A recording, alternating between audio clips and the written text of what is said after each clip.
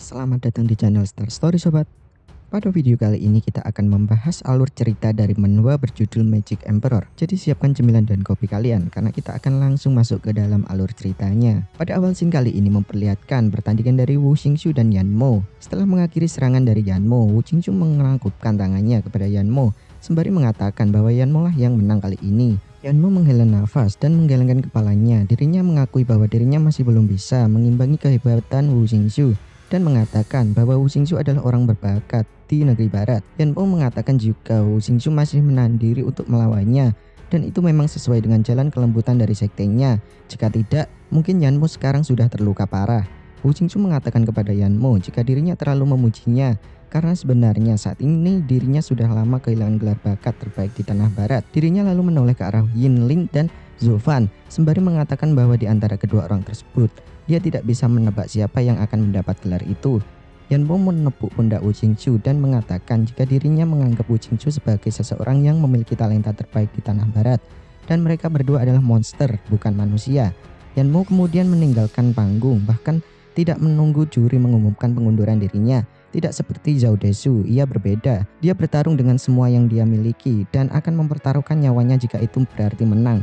Namun ia tahu bahwa itu pun tidak cukup untuk menghadapi lawannya. Lebih baik segera berhenti. Melihat Yanmo pergi, Wu Xingqiu mengangguk. Juri melihat kepergian Yanmo dengan anggukan lalu menyatakan kemenangan dari Sekte Ultimate Clarity.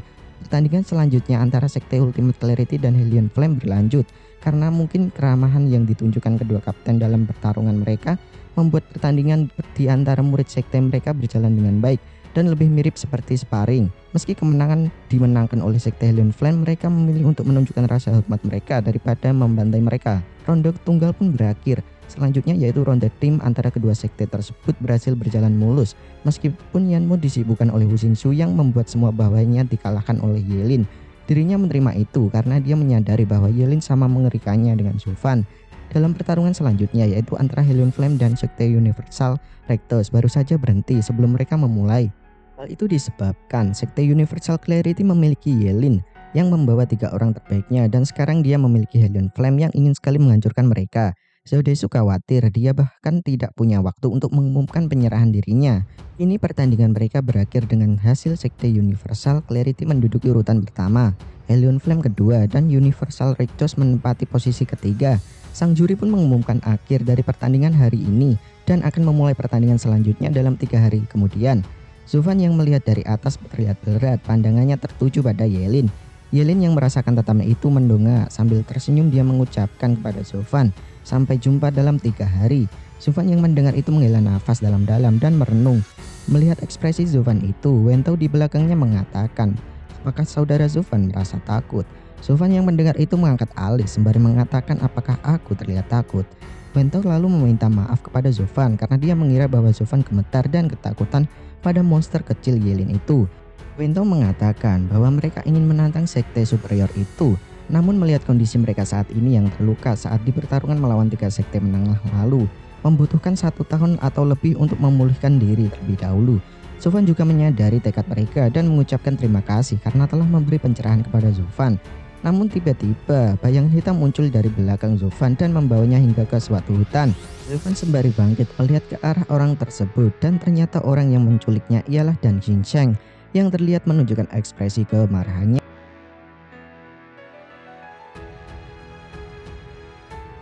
Zhou Fan yang melihat itu langsung membeku dengan keringat dingin bercucuran di kepalanya. Zhou Fan berasumsi jika Dan Xinsheng telah menyadari jika senjata suci kini ada di tangannya.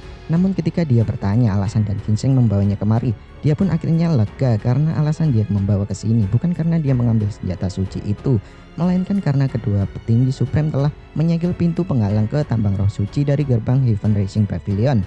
Dan Xinsheng tidak dapat asal masuk dari pintu gerbang arena. Karena jika dirinya asal masuk, para Supreme akan langsung menyadari dan semuanya akan terbongkar.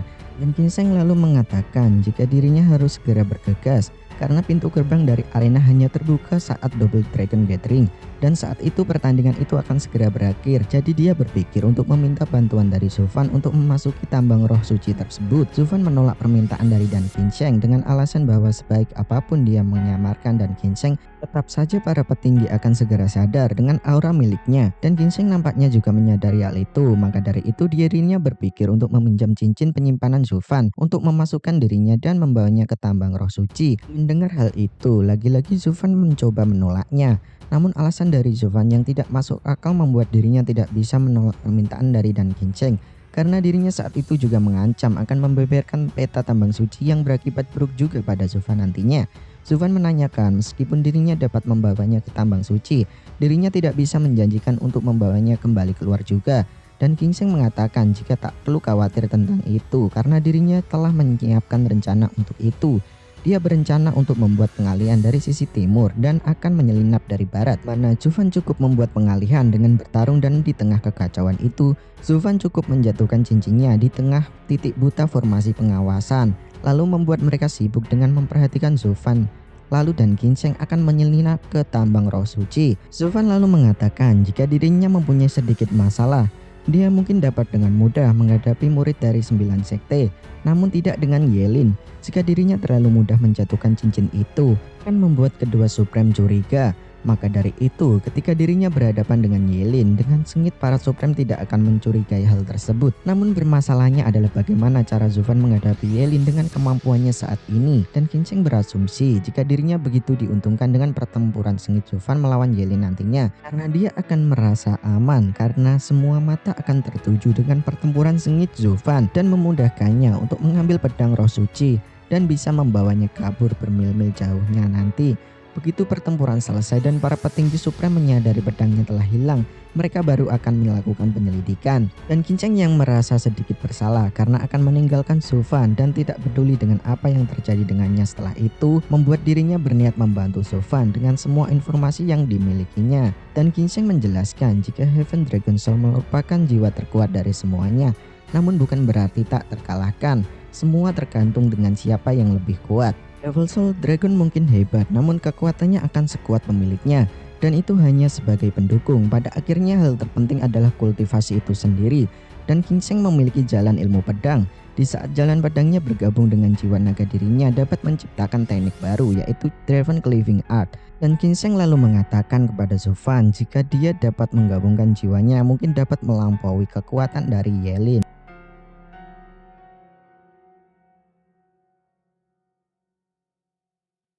Zufan yang mendengar penjelasan dari Dan Ginseng akhirnya mengerti dan menyimpulkan jika Yelin memiliki Heaven Dragon Soul murni, sedangkan milik Zufan campuran. Bukan berarti miliknya lebih rendah, tetapi bisa jadi lebih kuat. Dan Ginseng mengatakan jika itu memang benar, dan dia tidak menyebutnya campuran, akan tetapi evolusi, di mana tak ada satu orang di dunia yang paham betul tentang jiwa naga lebih dari Decimating Dragon Ancestor.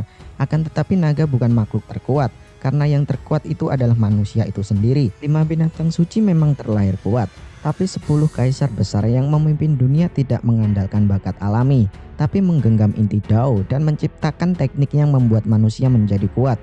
Meski Yelin memiliki warisan jiwa naga murni, jiwa naga gabungan Zufan dari berbagai warisan, jika berevolusi pasti akan menjadi lebih hebat. Zufan tersenyum licik, dirinya percaya diri pasti akan membuat jiwa gabungannya menjadi lebih kuat. Zufan berterima kasih kepada Dan Ginseng dan sudah mengerti dengan apa yang akan dia lakukan dalam 3 hari. Dan Ginseng sembari tertawa mengatakan bahwa dirinya tidak banyak membantunya, justru pikiran tajam Zufan sendiri yang menuntunnya. Dan Ginseng menunjuk ke arah cincin Zufan dan mengatakan meski dirinya tidak membantu banyak, tetapi sudah menuntun jalan Zufan, setidaknya bantulah orang tua ini. Zufan tertawa kecil mengatakan jika tentu saja dia akan membantu senior pergi ke dalam bahaya itu. Hal itu adalah hal yang sepadan. Zufan kemudian melambaikan tangan dan membuka cincinnya. Seketika Dan Ginseng tertawa dan menyelinap masuk. 2 jam kemudian dengan cahaya senja yang telah memudar, Zufan kembali ke penginapan sekte iblis Hime dengan pikirannya yang dipenuhi tentang bagaimana mengevolusi jiwa naga surga dalam 3 hari. Namun tak diduga-duga dia dikejutkan dengan wajah-wajah tak asing saat memasuki halaman, dan mereka adalah Zhou Qinshan, Yongning, Xuang-Er, dan bahkan gadis dari sekte surga mistik juga ada di situ. Yang Xia menanyakan kepergian Zufan selama ini. Dirinya khawatir jika Zufan bertarung diam-diam dengan bocah biru atau Yelin. Zufan mengatakan jika memang apa yang bisa terjadi pada dirinya lebih terkejut dengan banyaknya wanita yang berkumpul di sini. Yang Xiang berkata kepada Zufan jika wanita ini mengkhawatirkan Zufan, dan Yang Xiang merasa jika Zufan memang memiliki banyak penggemar perempuan di sini. Yang Xiang menggoda mereka dengan mengatakan jika Zufan bisa membawa satu pulang ke sekte untuk menikahinya nanti. Sui Rosha dengan wajah memerah padam mengatakan jika dirinya di sini karena Qin Sheng. Yang Xiang hanya tersenyum, sedangkan Zufan terkejut dengan perkataan itu. Qin Sheng menatap Zufan, mengatakan jika Yelin bukanlah orang biasa, mungkin lebih kuat dari Zufan. Apakah Zufan tetap akan bertarung dengan bocah itu? Zufan mengatakan tentu saja, mungkin dirinya bisa jauh lebih kuat setelah pertarungan dengan Yelin. Sembari menghela nafas, Zufan bertanya kepada Qin Sheng, apakah dirinya percaya jika Zufan akan menang? Qin Sheng menatap dalam-dalam dan tersenyum mengatakan kepada Zufan tentu saja. Zufan lalu menunduk sembari berkata jika dirinya sendiri tidak percaya diri dalam pertarungan ini dan mungkin akan kalah. Qin Sheng terkikik menghina Zufan jika pelayan Zuo yang hebat ini ragu, dirinya saja percaya jika Zufan pasti bisa mengalahkannya. Qin Sheng kemudian bertanya kepada Zufan apakah dia benar-benar ingin bertarung dari lubuk hatinya. Zufan mengangguk tegak sembari berkata bahwa meski tidak ada harapan, ini adalah rintangan yang harus dia lalui. Dirinya harus bertarung, ini adalah takdir.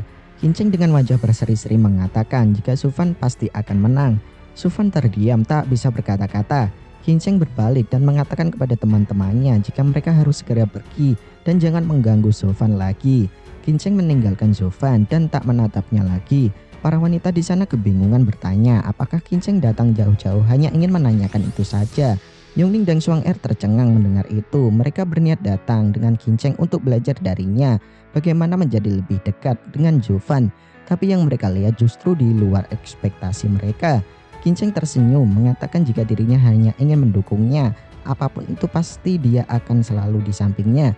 Yung Suang bertanya kepada Qin Sheng kenapa dirinya bisa begitu yakin jika Zufan bisa menang. Jika Zufan sendiri bilang dirinya tidak yakin akan menang. Qin Sheng tersenyum dan berkata jika Zufan memang benar-benar ingin bertarung, dirinya yakin jika dia pasti akan menang. Para wanita di sana berasumsi jika dukungan terbesar Qin Sheng untuk Zufan adalah keyakinan yang tak tergoyahkan. Ikatan di antara mereka jauh melampaui percintaan biasa.